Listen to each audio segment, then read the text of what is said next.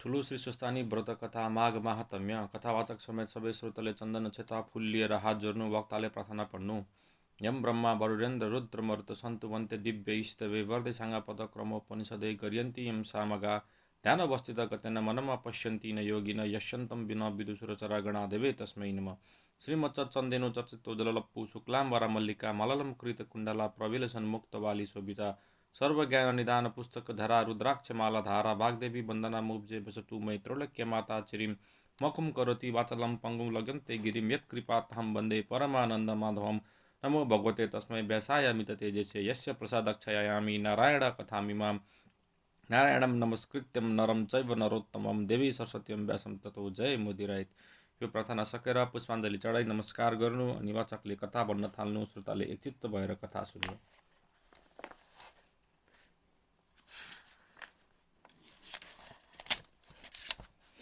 अथ त्रयोदशो अध्याय। कुमारजी आज्ञा गर्नुहुन्छ, हे अगस्त्य मुनि, त्यो भइसकेपछि नीलमणिको खाँबा भएको निर्मल र उज्जवल सुवर्णका पाताहरूले ढाकेको वा छोपेको भूमि भएको, चारैतिर मोतीका झालरहरू झ्याल ढोका छाना र ससाना आँखीझ्यालहरूमा समेत टाँगिएका, उज्यालो देखिने काठ र जडीबुटी तथा रत्नहरूका दीपावलीले झलमल्ल पारिएको अनि हजारौँ बाग बगैँचा र सुवर्णका सोपान भएका तलाउ र सरोवरहरूबाट सदा सज्जित रहेको, देवताहरूको एकमात्र दिव्य शिल्पी विश्वकर्माले अथक परिश्रम गरेर तयार पारिएको गिरिराज श्री हिमालयको त्यस्तो विचित्र र अद्भुत देखिने त्यो राजप्रसाद देख्दा महाराज इन्द्र सहित सबै देवताहरू आफ्ना आफ्ना नयनहरू आज सफल भए भन्ने मनमा नै ठान्न विवश भए। व्रता घुइँचो भएर भिडभाडमा तछाड मछाड हुँदा कतिका पाखुराका बाजुबन्द भूमिमा खसेर त्यसमा जडेका रत्नहरू छरिएका ती देवताहरूका बलपूर्वक भित्र जानका लागि प्रयत्न गरेको देखेर विष्णु भगवान स्वयं मुख्य द्वारमा पुगेर रोकिदिनु भयो र कुनै कुनै प्रधान देवता मात्र भित्र जान समर्थ भए। जन्ती प्रसन्नै काम र वर रूप श्री महादेवको वरणी समेत कामको आरम्भमा चतुर्मुख भगवान ब्रह्माजीलाई विवाहको कार्य सम्पन्न गराउन आचार्यको रूपमा वरण गरी स्वागत सत्कार गर्नुभयो अनि ब्रह्माजीद्वारा नै सम्पूर्ण विवाहको विधि विधान मन्त्रोच्चारणपूर्वक सम्पन्न गराइयो। छोरीको कन्यादान गर्ने पर्वतराज हिमालय र कन्यादान थाप्ने त्रैलोक्यका अधिपति सम्माननीय श्री महादेव वा पशुपतिनाथ, फेरि कन्या चाहिँ संसारकै माता स्वरूपिणी आर्य श्री पार्वती देवी, अग्नि र देवता ब्राह्मण चराचर सबै साक्षी राखेर भगवान त्रिपुरारी शङ्करद्वारा कन्याको पाणिग्रहण, त्यसमा पनि पहिले कहिएका पुराण र शास्त्रीय विधानहरूको उचित परिपालन, त्यो अत्यन्त पुण्य उत्तम मौकामा के कति र कुन शुभ लक्षण वा सकुन हुन शेष रहे होलान्, वर्णन गर्न कठिन छ। सबैभन्दा भूमि देवी अत्यन्त प्रसन्न भएर भित्र बाहिर सबै प्रकारका भावभङ्गीमा मनोरम रहेर सरसशाली सस्य आदि अन्नहरू विशेष र नवीन किसिमले उत्पादन गरी सम्पूर्ण संसारलाई परिपूर्ण पार्न लागिन्। सम्पूर्ण ठाँट पारेर सुन्दर बनेका वरुण सम्पूर्ण जगतलाई प्रसन्न तुल्याउँदै समुद्रमा हुने थरीथरीका रत्नहरू र पुण्य पवित्र अनेक लक्षणयुक्त अरिष्ट निवारण गर्ने र मङ्गल दिने धेरै रत्नहरू जडिएका आभूषणहरू उपहार दिने भनेर उपस्थित भएका थिए। धनपति कुबेर, जो शिवका अनन्य सखा पनि मानिन्छन्, आफ्ना भण्डारमा रहेका उत्तम रत्नहरूमध्ये सर्वोत्तम रत्नहरू र सुवर्णका अनेक थरीका आभूषणहरू लिएर तत्परताका साथ रुजु रहेका थिए अनि वायु देवता कोमल सुगन्धित वायु प्रभावित गरिरहेका थिए।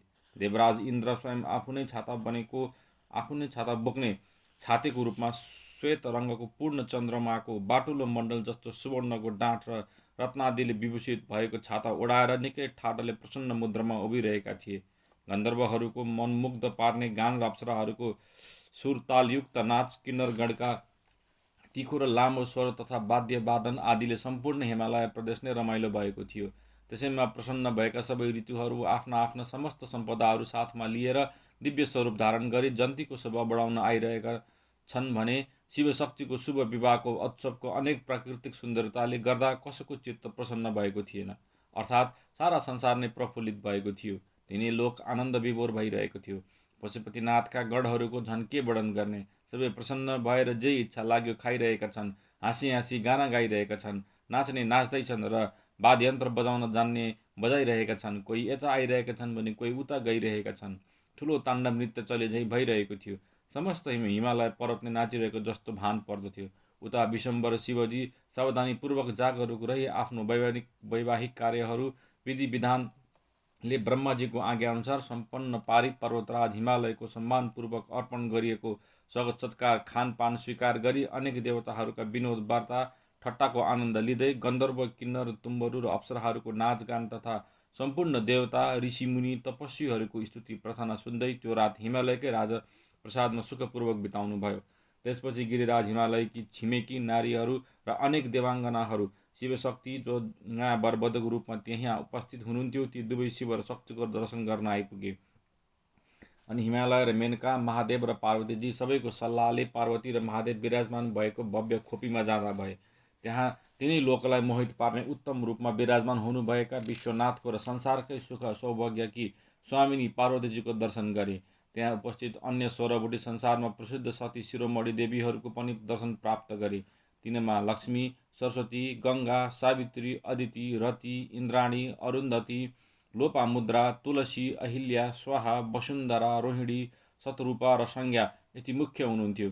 अनन्यमा देवकन्या, मुनिकन्या, नागकन्या आदि उपस्थित हुनुहुन्थ्यो जसको वर्णन र गणना गरेर साध्य थिएन। उहाँहरूले महादेवलाई उत्तम रत्नहरूले सजाइएको सिंहासन टक्राउनु भयो र सबैको अनुरोध स्वीकार गरेर कैलाशपति भगवान शिव त्यस सिंहासनमा विराजमान हुनुभयो। अनि शिवजीसित पहिले सरस्वतीले भन्नुभयो, हे शिवजी, हजुरले आफ्नी प्राणभन्दा पनि प्रिय पार्वतीको रूपमा अवतार धारण गर्नुभएकी सतीदेवीलाई प्राप्त गर्नुभयो। अब चन्द्रमा भन्दा पनि राम्री प्रियतमाको अनुहार हेर्नुहोस् र मनको विहर विरह रूपी सन्तापलाई फालिदिनुहोस्। एक कालका पनि महाकाल, अब प्रियतमाको अङ्कमाल गरी संसारलाई सुख शान्ति दिँदै काल बिताउनुहोस्। अब हजुरको यस्तो कठोर वियोग कहिले हुने छैन, म यो आशीर्वाद दिन्छु। त्यसपछि लक्ष्मीजीले भन्नुभयो, हे पशुपति, हे महादेव, अब लज्जा त्यागी प्रियतमलाई छातीमा टाँसेर आनन्दले बस्नुहोस्। जुन सतीदेवीको सम्झनाले हजुरको प्राण नै जाला झैँ भएको थियो तिनै पार्वतीको रूपमा प्राप्त भइन्, अत अब के को लाज छ। सावित्रीले भन्नुभयो, हे विश्वनाथ, अब पहिले पार्वतीलाई जीवनार गराउनुहोस् अनि आफू जीवनार गर्नुहोला। त्यसपछि मुखारी गराई प्रेमपूर्वक सुगन्धित ताम्बुलन दिनुहोस्। त्यसपछि गङ्गाजीले भन्नुभयो, हे भगवान, अब सुवर्णको काइँयोले आफ्नी प्रियतमा पार्वतीको कपाल राम्ररी कोरिदिनुहोस्, किनकि कामवती युवतीलाई त्रैलोक्यमा योभन्दा अर्को स्वामी सौभाग्यको सुख प्राप्त हुन सक्दैन भन्ने मेरो विश्वास छ। रतिले भन्नुभयो, हे प्रभु, हे आशुतोष, हजुर भने अत्यन्त दुर्लभ र अलौकिक सुन्दरी एवं सौभाग्यशालिनी पार्वतीका साथ कामभोग गर्ने इच्छा राख्नुहुन्छ, अनि बेकाममा मेरा स्वामी कामदेवलाई निर्दोष जानेर पनि किन भस्म गर्नुभयो। दम्पति बिरामा कस्तो कष्ट हुँदो रहेछ भन्ने स्वयं बुझेर पनि नमुझेझै गरिदिनुभयो। अब हाम्रो विरह व्यथा निवारण गर्न पहिले कामदेवलाई जीवन दिनुहोस्, त्यसपछि मात्र हजुरको काको भोग सफल हुनेछ भन्दै कष्ट साथ रुँदै आफ्नो आँचलको छेउमा बाँधिरहेको स्वामी कामदेवको भस्म गाँठो फुकाएर सम्मुनि राखेर, हे मेरा स्वामी भन्दै छाती ठटाएर डाको छोड्नुभयो। त्यो स्थिति देखेर तथा रतिले रोएको सुनेर ब्रह्मा, विष्णु र अन्य देवताहरू पनि शिवजीको खोजीमा जानुभयो। ब्रह्मा, विष्णु र अन्य देवताहरूदेखि भगवान शिव आसनबाट उठेर भन्न थाल्नुभयो, हे देव हो, तपाईँहरू के कामले पाल्नुभयो, आज्ञा होस्, म त यो काम पुरा गर्न तयार छु। अनि विष्णु भगवानले भन्नुभयो, हे प्रभु, कामदेवलाई जीवनदान दिई बक्सियोस्। अनि त्यहाँ उपस्थित सबै देवले पनि कामदेवलाई जीवनदान दिने एक स्वरले महादेवसित अनुरोध वा निवेदन गरे। ती सबैका कुरा सुनेर उचित ठानी शिवजीले अघि आफ्नो तृतीय नेत्रद्वारा भस्म गराइसकेको कामदेवको रतिले यत्नपूर्वक ल्याइएको भस्मलाई हेरिदिन साथ कामदेवले जीवन प्राप्त गरे। अनि रति कामदेवले प्रसन्न भई शिवशक्तिलाई सदार प्रणाम गरे। अनि कामदेव बाहिर निस्केर समस्त देवताहरूलाई अभिवादन गरे। सनार र रक्षा यी दुवै कुरा कालचक्रका कुटिल कर्तव्य मानिन्छन्। सबैको अनुरोध स्वीकार गरेर शिवजीको कृपा भयो। धन्य धन्य शिवजी भनी देवताहरूले कामदेवलाई आशीर्वाद दिए। त्यसपछि पर्वतराज हिमालयले विष्णु भगवान सहित सबै देवताहरूलाई भक्तिपूर्वक यथेच्छ भोजन गराई विश्राम कक्षमा पठाइदिए। भगवान शङ्करले पनि पार्वतीलाई बायाँ भागमा राखी सँगसँगै राज भएर अनेक प्रकारका उत्तम वस्तुहरू जुनार गर्नुभयो र गराउनुभयो।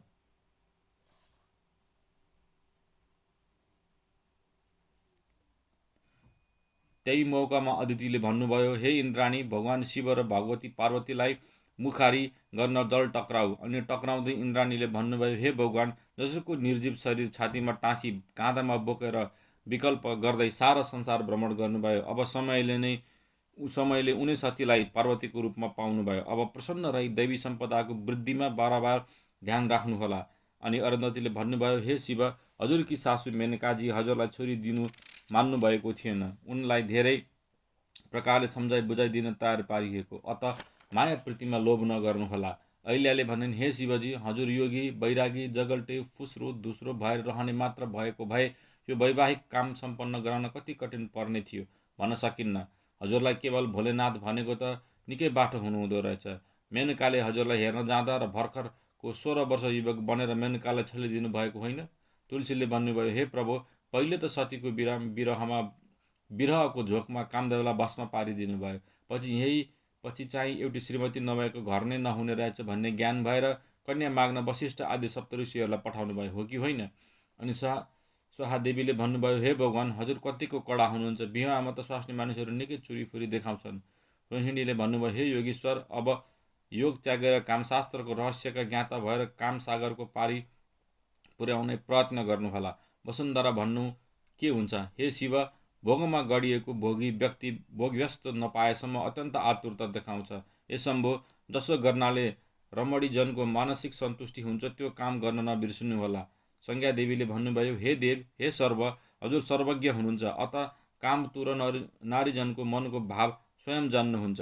सतीलाई थाहा छैन होला। आज म आफ्ना स्वामीसित एकाकार हुँदैछु, अत म तिम्रो उही महादेव हुँ भनी सबै प्रकारले परिचय दिनुहोला, नत्र पार्वती रिसाउने सम्भावना रहन्छ।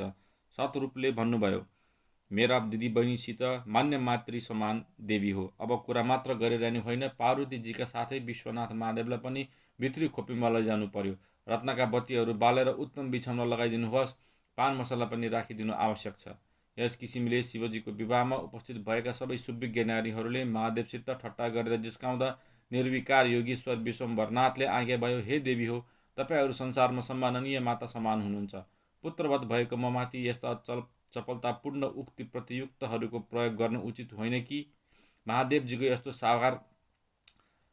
सारगर्भित वाक्य सुनेर ती सबै देवीहरू स्वयं लज्जित भएर सबै भित्तामा लेखिएको तस्बिर जस्ता हुन गए। अनि शिवजी पनि नवविवाहिता दुलही पार्वतीजीका साथै गिरिराज हिमालय पुत्रको प्रचुर वैभवको अनुरूप दिव्य राजोपचार भोजन जिउनार गरी सासूजी मेनकाले सङ्केत गरिएको रत्न खचित सिंहासनमा विराजमान भई सुकुला गरेर सुसज्जित पारेको शयन कक्षको सिंहालोकन गर्न थाल्नुभयो। त्यस कोठामा अनेक रत्न प्रभाले झलमल भइरहेको थियो। त्यहाँ भएका सबै सामग्रीहरू मणि माणिक्य र रत्नमय थिए र मोती हिरा सबै सजाउ थिए। रत्नका अनेक प्रकारका दर्पणहरू र सेता चमरहरू सजाएर राखिएका देखिन्थे। अगरु र चन्दनको सुगन्ध फैलिरहेको थियो। पुष्प जस्तै कोमल शैया सजेको तथा त्यहाँ जडेका अनेक रत्नहरूको प्रभाले विचित्र देखिने गरी स्वयं विश्वकर्माले निर्माण गरेका कहीँ हिरा, कतै पन्ना, कहीँ माणिक मोती आदि नवरत्नहरू जोडेको देखिन्थ्यो। कहीँ वैकुण्ठ जस्तो र कतैतिर श्रीकृष्णको क्रीडास्थली वृन्दावन जस्तो, कहीँ गोलोकको महारसको सौन्दर्य जस्तो, कतै कैलाश पर्वत जस्तो, कहीँ स्वर्गको नन्दन कानन र सुरराजको दरबार जस्तो। त्यस्तो विचित्र शयन कक्ष देखेर अन्तर्यामी शिवजी पनि छक्क पर्दै प्रसन्न हुनुभयो अनि त्यही आरामसाथ सुकुला गर्नुभयो। त्यसको भोलिपल्ट बिहानै प्रभाती मङ्गलवाद्य सुमसुर तालका साथ सङ्गीतको मिठो ध्वनि गुन्जमान हुन लाग्यो। आफ्ना आफ्ना सल दल सबै देवताहरू र शिवका अनेक गणहरू तथा गिरिराज हिमालयका स्वजन एवं कुल कुटुम्ब सहित परिवार र सेवकगण सबै उठे। एकातिर पार्वतीलाई विदा गर्ने कामको व्यवस्था मिलाउन लागे, अर्कातिर नयाँ वरवधु स्वरूप शङ्कर पार्वती सहितको जन्तीलाई गन्धमादन पर्वततिर फिर्ता लैजाने व्यवस्था गर्न लागे। बाजागाजा, लावालस्कर, रथ, हात्ती घोडा, डोली मेहना आदिको पुरा इन्तजाम गरियो। विष्णु भगवानको आज्ञा अनुसार विश्वम्भर शिवजी सुकुला भएको कोठामा पुगेर धर्मराजले सादर निवेदन गर्नुभयो, हे भगवान, प्रातःकाल भयो, अब जागा हुनुहोस्। अब महामाया पार्वतीजीलाई गिरिराज हिमालय र मेनकाले बिदा दिने समय भइसक्यो। नयाँ दुलही अघि लगाई गन्धमादन पर्वततर्फ प्रस्थान गर्न नारायण भगवानले आज्ञा भएको छ। त्यसपछि धर्मराजका साथ महादेव दुलही बिदा गर्ने वेदिकातर्फ जानुभयो।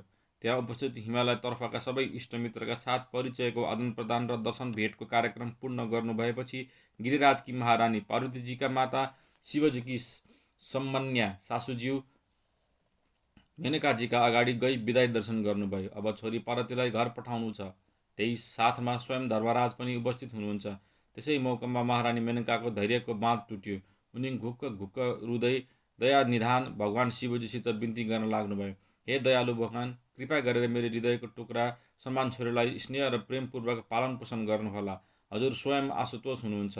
फेरि मेरी छोरीका अनेकौँ अवगुण होलान्, ती सबै अज्ञानी जानेर क्षमा गरिदिनुहोला। मेरी छोरी पार्वती हजुरका चरण कमलकी जन्म जन्मान्तरकी सेविका वा भक्त थिइन् र रहने पनि छन्। जहिले जहाँ र जस्तो अवस्थामा पनि हजुरबाहेक अन्य कसैको पनि यिनको मनमा सम्झना रहन्न। हजुरको भक्ति कथा सुनेर सदैव खुसी रहने र अन्य कसैले हजुरको निन्दा गरेको सुनेर सदैव केही उत्तर नदिई मौन धारण गरेर मरेतुल्य हुन्छन्। त्यही अवसरमा समस्त देवताहरूसित सरसल्लाह गरिसकेर गिरिराज हिमालय पनि त्यहीँ आइपुग्नुभयो। विदाईको अभिवादन प्रत्यावादन गरिसकेपछि छोरी पार्वतीलाई घाँटीमा टाँसेर, नानी मैया, तिमी त मेरो हिमालय नै शून्य पारेर जान लाग्यौ। तिम्रा सबै गुण शील स्वभाव सम्झेर मेरो हृदय विदीर्ण भएर आइरहेको छ। यति भन्नासाथ दुवै नेत्रबाट आँसुका धारा बग्न लागे। अनि केही धैर्य धारण गरेर धर्मराजका सासू शिवजीलाई दम्पतिको धार्मिक बन्धनमा सदैव बाँधिरहनु भन्ने प्रार्थना गर्दै शक्ति स्वरूपा पार्वतीलाई शिवरूप महादेवको जिम्मा लगाउनुभयो।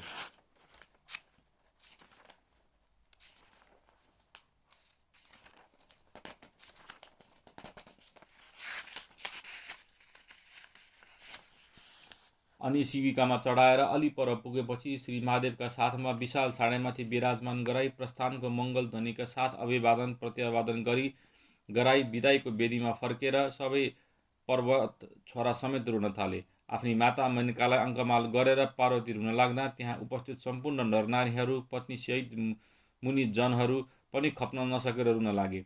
छोरीको विदाई गरेर रोइरहेका गिरिराज हिमालय र महारानी मेनकालाई समेत श्रीनारायण भगवानले लौकिक रीति स्थिति र अध्यात्म विषयको विस्तारले उपदेश दिइसकेर शिवशक्ति तत्त्वको रहस्य पनि राम्ररी सम्झाइ बुझाइ दुवै दम्पतिको शोक हलुङ्गो पारिदिनुभयो। त्यसपछि नारायण भगवान पनि विदा भएर कैलाशपति शिवको साथमा सम्मिलित हुनु भनेर पुग्नुभयो। क्रमबद्ध रूपमा त्यसरी हिमालयबाट प्रस्थान गरेको त्यो ठुलो लस्करको ताँती कतै पनि छिन्नभिन्न नभई हिँडिरहेको छ। तीमध्ये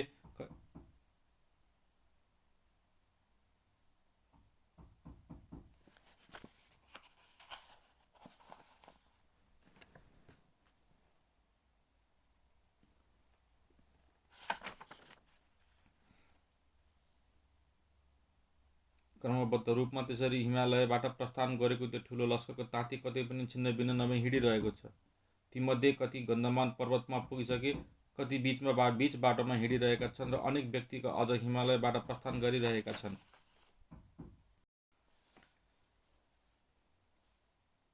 दाइजोका सामग्रीमा कति भारी पेटिका, बाकस, करण्डिका, हात्ती, घोडा, हिरा, जवाहरात, मोती, माणिक्य, सुन, चाँदी, तमन, कसन, रथ, गाडा, भाँडा, बर्तन, धान, धन्य, अनेक आभूषणहरू र लत्ता कपडा आदि असङ्ख्य सामग्रीहरू बोकाई डोर्याएर गइरहेका थिए। पर्वतराज हिमालयबाट चलेको घुइरो गन्धमादन पर्वतसम्म चलिरहेकै छ। त्यसको क्रम कहीँ पनि छिन्न भिन्न भएको छैन। पर्वतराज हिमालय भारतवर्षको उत्तरतिर पर्दछ र गन्धमान उत्तरी ध्रुवको बराबरमा पर्दछ। नवीन वधु पार्वतीलाई साथमा लिएर साँडेमा चढेका शिवजी केवल आधा मुहुर्तमै गन्धमान पर्वतमा पुग्नुभयो। उता वर र वधु शिव पार्वती पुग्नुभन्दा पहिल्यै दुईलै भित्र्याउने व्यवस्था मिलाउन केही देवताहरू गन्धमादनमा दाखिल भइसकेका थिए। मूलद्वारमा आरती स्याइली गर्न र बाटो छेक्न देव पत्नीहरू र ऋषिपत्नीहरू तथा अनन्या सधवा युवतीहरू मङ्गल सूचक बत्तीहरू लिएर आइरहनु भएको थियो। वायुदेवकी पत्नी, कुबेरकी पत्नी र शुक्राचार्यकी पत्नी तथा बृहस्पति गुरुकी पत्नी तारा, दुर्वासा मुनिकी पत्नी अत्रिकी पत्नी अनुसुया, चन्द्रमाकी पत्नी रोहिणी तथा देवकन्या, नागकन्या, मुनिकन्या समेत अनेक कन्याहरू र अनेकौँ सौभाग्यवती नारीहरू एकत्र भएर त्यो गन्धमादन पर्वतको विशाल प्रसादको आँगनमा तयार गरिएको वेदीमा रत्नजडित सिंहासनमा शिव पार्वतीलाई राज गराई रत्नादिले सुसज्जित झारीको जलले चारैतिर दाहिने आवर्तमा घुमी दही, अक्षता, कुमकुम, केसर मिलाएर टीका लगाई अनि दिव्य पुष्पको माला पहिराई थालीमा कपुर बालेर आरती गरी दही, फलफुल आदि मङ्गल सामग्रीको दर्शन गर्न लगाई महादेव पछाडि र पार्वती अगाडि पारी पहिलेदेखि नै सुसज्जित पारिराखेको कोठामा मङ्गल ध्वनिका साथ शिव पार्वतीलाई स्वस्ति वचन पढ्दै प्रवेश गराए। शिव पार्वती रत्नजडित सिंहासनमा विराजमान हुनुभयो। अनि ब्रह्मा, विष्णु र वीरक समेत कैलाशपति महादेवका प्रमुख गण र इन्द्रादि देवताहरू पहिलेसित भगवान शिवको सामुन्ने आई दर्शन भेट गरे। यो दर्शन भेट गर्ने सारा कार्यक्रम समाप्त भएपछि एकान्तमा आफ्नो खोपीमा गएर राज हुनुभएको श्री शिवले पार्वतीलाई आज्ञा भयो, हे देवी, तिमीलाई परिश्रम परेर थकाइ लाग्यो होला। विश्राम गर। शिवको यस्तो मिठो वचन सुनेर पार्वतीले भन्नुभयो, हे नाथ, आज मेरो जन्म जन्मान्तरको तपस्या पूर्ण रूपले सफल भएको छ, किनकि संसारमा महान ईश्वरको यस महान ऐश्वर्यहरूले परिपूर्ण प्रसादमा म आफ्ना आराध्य स्वामीका साथ हर्ष र उल्लासले आउन पाएकी यो हजुरको महान अनुग्रह फेला परेको शुभ अवसरमा मलाई कुनै किसिमको कष्ट वा थकाइ भइरहेको छैन। चित्त प्रसन्न छ, सम्पूर्ण शरीर स्वास्थ्य र हलुङ्गो भएको छ। बल्ल मेरो मनोरथ पूर्ण भयो। हजुरको कृपाले म कृत्य भएँ। नसा नसामा स्फूर्ति छ। हजुरका चरण बिन्दमा मेरो अचल भक्ति रहिरहोस्। बरु हजुरलाई के कस्तो छ आज्ञा होस्, सेवामा दासी तयार छु। आफ्नी प्रियतमा पार्वतीको यस्ता कुरा सुनि जगदीश्वर महादेवले धन्य धन्य पार्वती भन्नुभयो।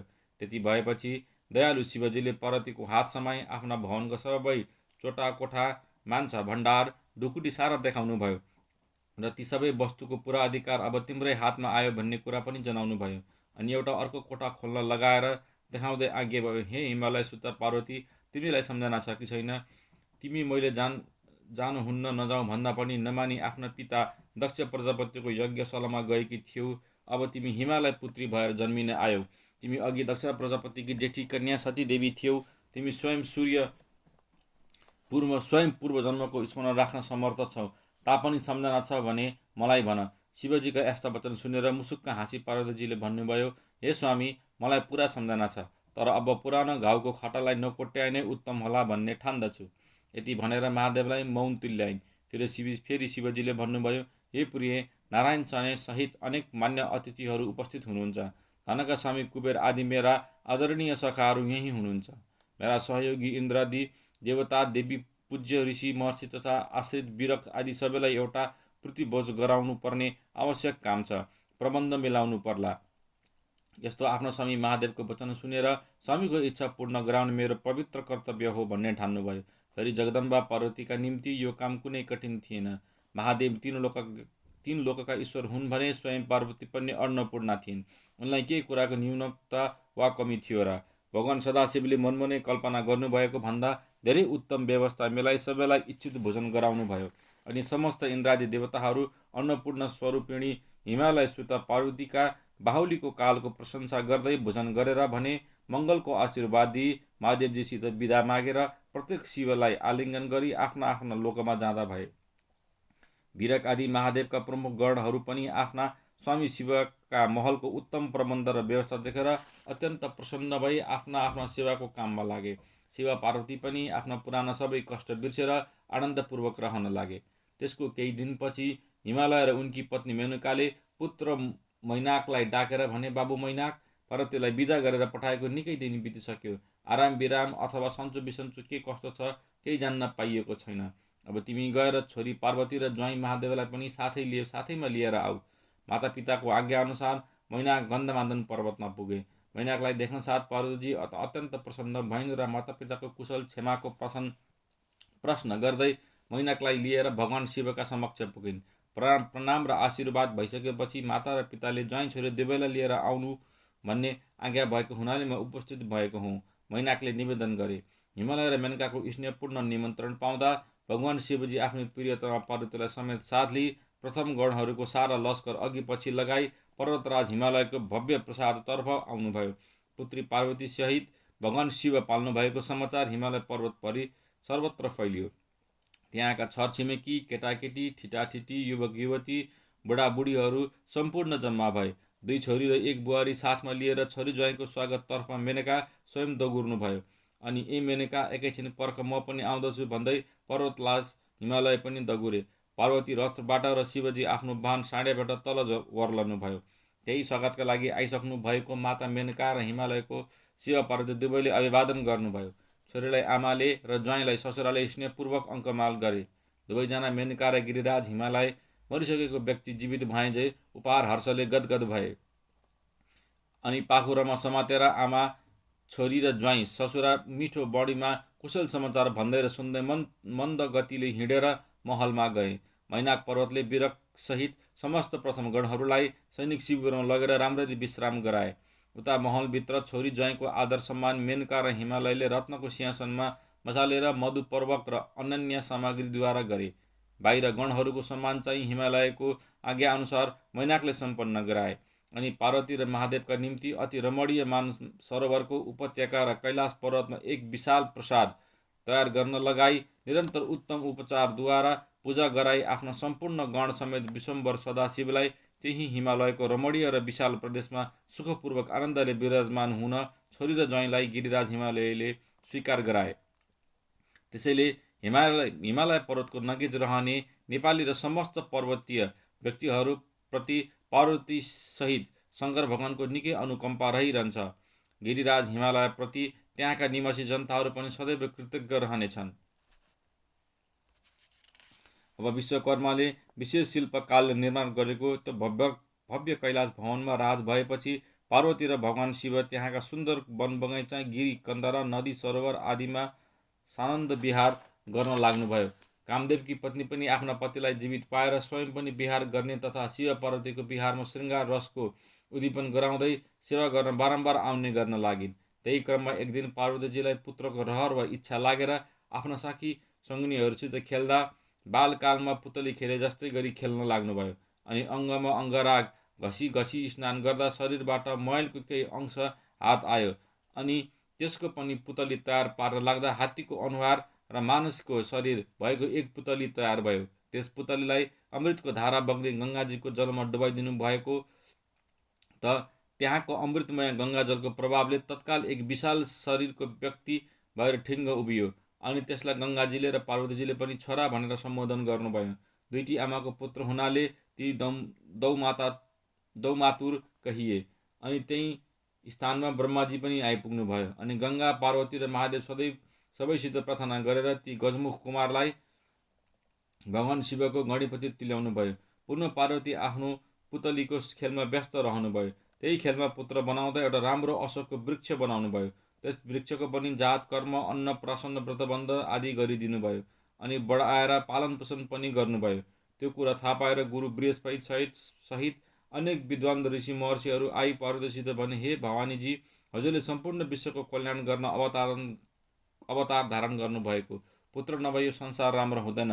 दुर्भाग्यले गर्दा कसैलाई सन्तानको सुख प्राप्त हुन सक्दैन। यो वृक्षलाई कल्पित पुत्र तुल्याएर हजुरलाई के लाभ हुन सक्दछ? तिनीहरूको यस्ता कुरा सुनेर पार्वतीजीले भन्नुभयो, हे विज्ञ सज्जनवर्ग, तपाईँहरूलाई यति सानो कुरा पनि थाहा रहेनछ। आश्चर्य लाग्यो। सुन्नुहोस्, पानीको अभाव भएको स्थानमा एउटा इनार मात्र पनि खनाइदियो भने त्यस इनारको एक थोपा जलले एक दिव्य वर्षको हिसाबले सुखपूर्वक स्वर्गमा निवास गर्न पाइन्छ। त्यसै गरी 10 कुप खनाएको बराबर पुण्य एउटा पोखरी वा बावली बनाउनाले प्राप्त हुन्छ। 10 पोखरी खनाए बराबरको पुण्य एउटा गहिरो स्वच्छ ताल तयार गराउँदा प्राप्त हुन्छ। त्यसै 10 वटा ताल तलाउ बनाएको बराबर धर्म केवल एक वृक्ष रोपी त्यसलाई हुर्काई बढाई ठुलो पार्न सकेमा प्राप्त हुन्छ। अत वृक्षारोपणको प्रभाव र पुण्य तपाईँहरूले बुझ्न नसकेको देख्दा आश्चर्य लागिरहेको छ। मैले हिमालय पर्वतलाई बाक्लो वनले हरियो र राम्रो तुल्याउने रहर वा इच्छा गरेकी हुँ। भवानीजीको यो अत्यन्त दूरदर्शितापूर्ण कुरा सुनेर पार्वतीको खेल केवल पुतलीको खेल होइन रहेछ, यो त लोक कल्याणको भावले परिपूर्ण रहेछ भन्ने कुरा बुझेर आएका जति सबै ऋषिमुनिहरू नमस्कार गरेर बिदा भए। अनि त्यही शिवजी आइपुग्नु भयो र पार्वतीलाई अङ्कमाल गरी आफ्नो भव्य भवनभित्र लैजानुभयो। अनि त्यहाँ मनोहर बैठक कोठामा बसेपछि आज हामी दुवै पासा खेलौँ भन्ने सल्लाह गरेर थर्की फिजी पासा खेल्न थाल्नुभयो। त्यसै बेला बाहिरतिर निकै ठुलो हल्लाखल्ली भएको सुनियो। भगवान शिवसित पार्वतीले सोध्नुभयो, स्वामी, बाहिर के को हल्लीखल्ली चलेको हो? महादेवले आज्ञा भयो, प्रिय, यो तिमीले आजसम्म नदेखेको कुरा हो। यो मेरो गणप्रधान गणेश खेल्न लागिरहेछ। मेरो अत्यन्त मन परेका गणहरू यो हिमालय पर्वतमा बराबर यसै गरी खेलिरहन्छन्। यति भनिसकेर फेरि महादेवले विस्तारपूर्वक पार्वतीलाई बुझाउँदै भन्नुभयो, प्रिय, तपस्या, ब्रह्मचार्य र नियम पालन पनि पुण्य क्षेत्रको सेवा, यी सबै कार्यद्वारा जो पुण्यात्मा मनुष्यहरूले मेरो भजन स्मरण गरेका छन् ती सबै मेरा समीपमा मेरा गणको रूपमा अत्यन्त प्रेम पत्र बनेर यहाँ आएका हुन्। यिनीहरू सबै इच्छा अनुसार स्वरूप धारण गर्न समर्थ छन्। यिनीहरूको बल, पराक्रम र रूप गुणहरूको महत्त्व देखेर म स्वयं आश्चर्य मान्दछु। यिनीहरू एकले पनि देवताहरू समेत यो संसारको सृष्टि स्थिति संहार आँटे भने सहजै गर्न सक्दछन्। ब्रह्मा, विष्णु, इन्द्र, वायु, अग्नि, गन्धर्व, किन्नर, यक्ष र नाग आदि सबैले मलाई छाडिदिए पनि यी गणहरूले कहिले पनि मलाई छाड्न सक्दैनन्। त्यसैले म यिनीहरूसित अत्यन्त प्रसन्न रहन्छु र यिनीहरू पनि मदेखि प्रसन्न रहन्छन्। अत यी सबै मेरा मन परेका प्रिय गण हुन्। आफ्नी स्वामीको यस्तो कुरा सुनेर पार्वतीजी पासा खेल्दा खेल्दै जुरुक्क उठेर आगेझ्यालमा गई बाहिरतिर हेर्नुभयो र त्यहाँको दृश्य देखेर आश्चर्यमा पर्नुभयो।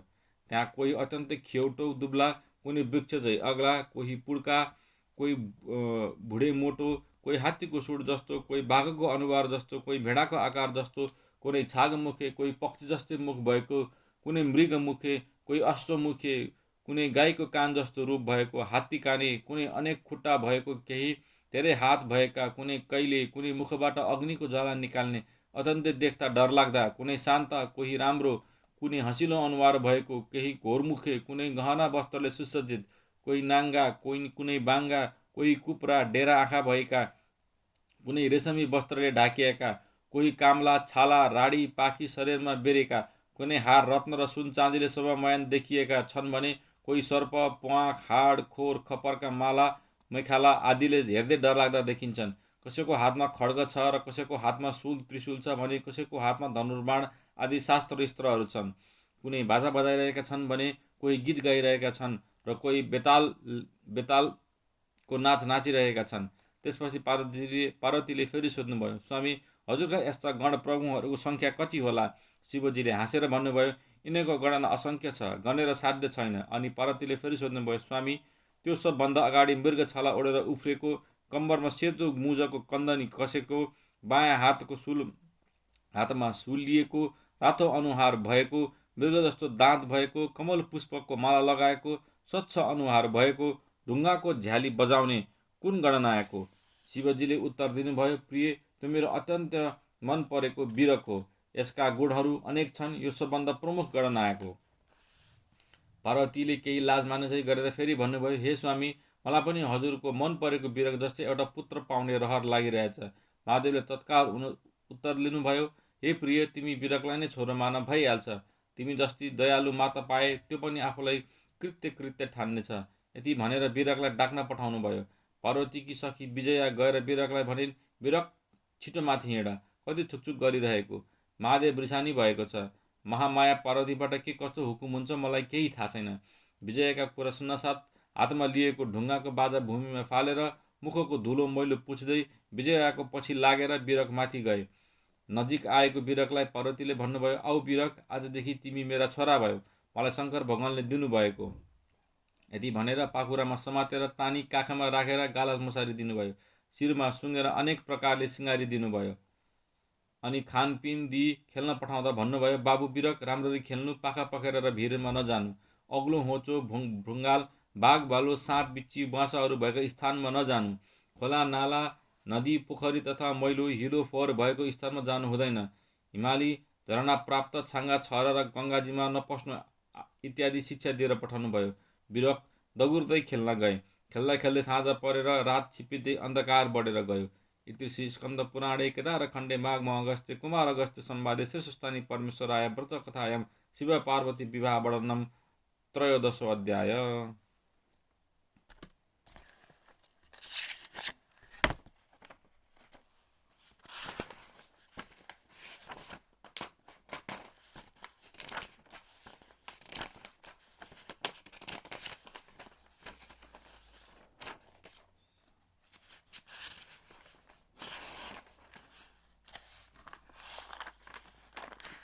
प्रतिदिन कथा सुनि श्रोताहरूले जल लिएर आफ्ना आफ्ना हात पानीले धोई पुष्पाञ्जली लिई हात जोड्नु र कथावाचकले यो तल लेखिएको मङ्गलचारण भन्नु। उपनयतु मङ्गल व सकल जन मङ्गललाय श्रीमान दिन करण किरण निबोधित नमो नलिन दल निवेक्षण कृष्ण। काले वर्षन्तु पर्जन्य पृथ्वी शास्यलिनी दोषायम क्षोभरहितो ब्रह्माण्ड सन्तु निर्भया अपुत्र पुत्रेण सन्तु पुत्रेण सन्तु पौत्रेण निर्धन सदन सन्तु जीवन्तु शारदां शतम्। तत्रैव गङ्गा यमुना च तत्र गोदावरी सिन्धु सरस्वती च सर्वाणि तीर्थानि वसन्ति तत्र यात्रा चोदार कथा प्रसंग। या कुन्देन्तु दुसहार धावला या शुभ्रवस्त्र वृत या विडबर दण्ड मण्डित करा या श्वेत पद्मासना या ब्रह्मच्युत शंकर प्रवृत्त वीर्ध वै साधा वन्दिता सामा पतम सरस्वती भगवती निशेष जड्यापहा। कायेन वाचा मनसेन्द्रियैर्वा बुद्ध्यात्मानुसृते स्वभावतः करोमि यदत्म सकलं परस्मै नारायणेति समर्पयते तत्। नित्य कथा सुनिसकेपछि सुन्ने श्रोता र वाचकले पनि पुष्पाञ्जली चढाई दण्डवत प्रणाम गर्नु र आफ्नो आफ्नो मनले चिताएको वर माग्नु। शिशुस्थानी परमेश्वराय नमः।